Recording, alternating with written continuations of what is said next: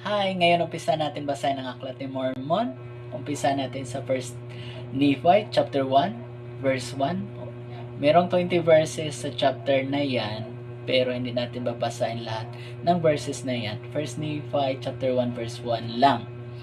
Sabi dito, I, Nephi, having been born of godly parents, therefore I was taught somewhat in all the learning of my father. And having seen many afflictions in the course of my days, nevertheless, having been highly favored of the Lord in all my days. Yea, having had a great knowledge of the goodness and mysteries of God. Therefore, I make a record of my proceedings in my days.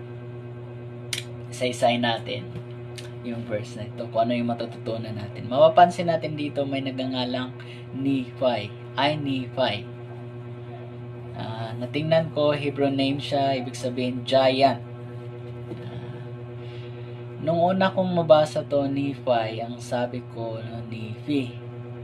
Pero, Nephi pala.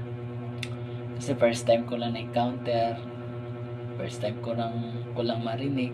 Sabi dito, meron siyang magbuting mga magulang. Naalala ko sila mga papa, simula ng nung bata ako, sinilang sa mundo hanggang sa lumaki, inalagaan nila ako. Hanggang sa makatayo na ako sa sarili kong mga paa. So, sabi dito, I was taught somewhat in all the learnings of my father. Ibig sabihin, sinipay nakapag-aral siya, marunong siya magbasa, magsulat, magbilang. May nagturo sa kanya syempre. May school din siguro sa kanila. Mahilig din siguro siya magbasa. Kaya alam niya mga learnings ng kanyang mga ninuno. Next, sabi niya, having seen many afflictions in the course of my days. Nevertheless, having been highly favored of the Lord in all my days. Si Nephi, dumaranas din siya ng mga pagsubok, minanggit dito, pero malalaman natin mamaya. Parte naman siguro yan ng buhay natin. Dumaranas din sa mga pagsubok. Pag dumaranas din ng mga pagsubok, nagtatanong tayo, may Diyos ba? Kung meron, bakit hinayaan niya tayo mag-suffer? Kaya sikat ngayong kanta ni Gary V na natutulog. Natutulog ba ang Diyos? Naka-experience din ako ng ganyan. Nagtatanong ako, kung makapangyarihan ka, bakit hindi mawala yung sakit ng likod ko? Nag-pray ako kasi nung nakaraan, sobrang sakit ng likod ko. Halos hindi ako makatulog. Pray ako ng pray.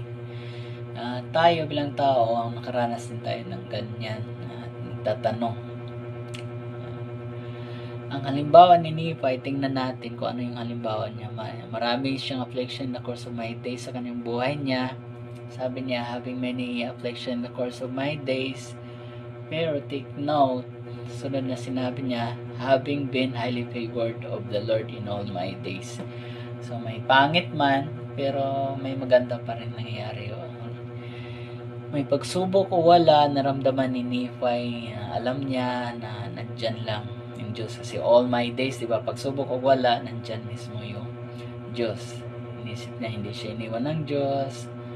Makikita natin natin dito yung attitude ni Nephi towards adversity. Sabi nga, the presence of adversity doesn't mean the absence of God. Naalala natin yung story ng mga Israelites, sinalipin sila ng mga Egyptians. Sinabi ng Diyos kay Moses, and the Lord said unto Moses, I have surely seen the affliction of my people which are in Egypt, and have heard their cries by reason of their taskmaster. For I know their sorrows, and I came down to deliver them out of the hand of the Egyptians, and to bring them out of the land, unto a good land. So, malalaman natin dito na naririnig ng Diyos yung mga hinaing ng kanyang mga tao. The presence of adversity doesn't mean the absence of God. Si Nephi, kahit nakaranas siya ng maraming pagsubok, nakita niya ang kamay ng Diyos araw-araw. Patuloy niyang sinasabi, having had a great knowledge of the goodness of God. Yun yung sunod niyang sinabi. Sa mga susunod na chapters, malalaman natin na yung si Nephi nakatanggap siya ng vision mula sa Diyos. Nakakita siya ng pangitain. At sa vision niya, nakikita niya yung mga hinaharap na 600 years, 100 years papanganak si Jesus Christ. Nakikita din niya yung mga panahon natin. So yun yung sinabi niya, having had a great knowledge of the goodness of God and mysteries, kasi nakakita siya ng visions. Kaya yung mga visions, mga karanasan niya sa buhay, mga natutunan niya, sinulat niya. Therefore, sabi niya, therefore I make a record of my proceedings in my days. So marami siyang kaalaman, maaari nating ma-share niya sa atin. So ano ba yung ibig sabihin ng book? Kasi nagsusulat siya ng libro, di ba? What book symbolize? Ang simbolo nito, ibig sabihin, wisdom and knowledge. Books are a great source of knowledge and research. Book is a form of communication. Nabuhay si Nephi mga 600 BC. 600 years bago ipinanganak si Jesus Christ. Ngayon, 2024 na, ibig sabihin, 2,624 na nakalipas mula yung nabubuhay siya. So, nakipag-communicate pa rin si Nephi ngayon, kahit matagal na siyang wala, sa pamamagitan ng mga sulat niya. Yun. Yung book ay paraan din na makipag-communicate tayo sa communication. Sa mga susunod na verse, malalaman natin ang kanyang ama na tinawag na maging propeta. So nakakita siya ng vision na mayroong bumaba mula sa langit at may binigay siyang aklat at sinabi na basahin daw niya. So si Nephi, nagsulat siya ng libro, tapos yung papa niya pinabasa ng libro. Tapos sa mga susunod na chapters, malalaman natin na si Nephi at saka yung mga kapatid niya bumalik sa Jerusalem, kasi sa mga malalaman natin na umalis sila, inutosan sila ng Diyos na umalis sa Jerusalem at pinabalik sila para kunin yung libro. So ganun kahalaga yung libro sa buhay natin, kasi magkaroon tayo ng kaalaman, knowledge na ma-apply natin sa ating buhay. So, 'di ba kapag tayo nakatanggap tayo ng regalo,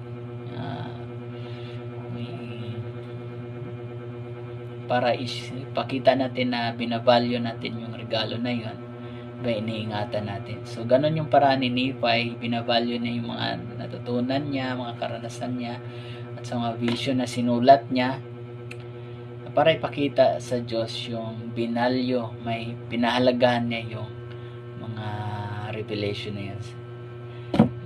Tayo, pag sinulat natin yung mga karanasan natin at saka yung mga natutunan natin, pinahalagahan natin yung Diyos sa mga experiences na pinaranas niya sa atin. Sa pagbabasa ng Book of Mormon, you will find a great knowledge. Ganun. May power sa book na you will have power to resist temptation, magpatuloy sa straight and narrow path. So